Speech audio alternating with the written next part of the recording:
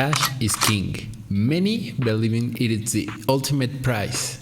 After all, money is backed by a country, its system, and its reserves. It's not like countries can just print cash out of thin air. Or can they? Back in 1600, the first bank emerged, such as the Bank of Amsterdam or the Swedish Riksbank. Metals such as gold, silver, and copper were used as the main currency, but it was a challenge to transport.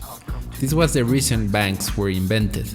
You could pull up to the bank, deposit your gold, and you will be granted a paper note for the amount of your deposit.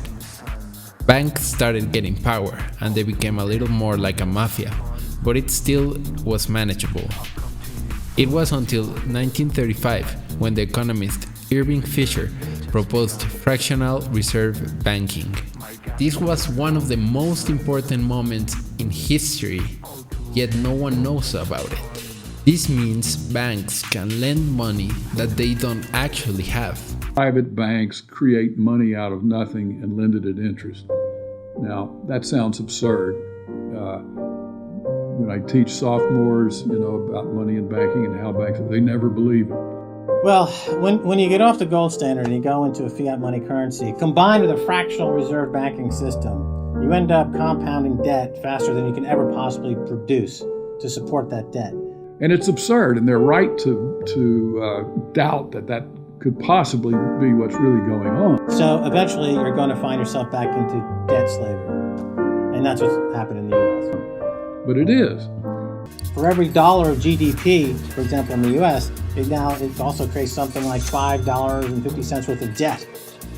Of the money in the world today, 97% of it is debt. But how does this affect you? This means every time the bank lends more money, there is more money in circulation, meaning your purchasing power has declined due to inflation. You will need more bills to buy the same things. One extreme case of fractionalized banking is Venezuela, where one big bank cost $17 million. This is due to the hyperinflation made by a corrupt government and a corrupt system. This is where Bitcoin comes into play. Bitcoin has a finite reserve, meaning the total amount of coins that will ever be mined is 21 million, meaning it is a deflationary asset that will guarantee your purchasing power to go up in time. Many Venezuelans figured this out and found a way to keep their money safe through these tough times. Just look at this graph showing how much has the USD dropped compared to Bitcoin in the last 10 years. We are all in threat of this inherently corrupt system.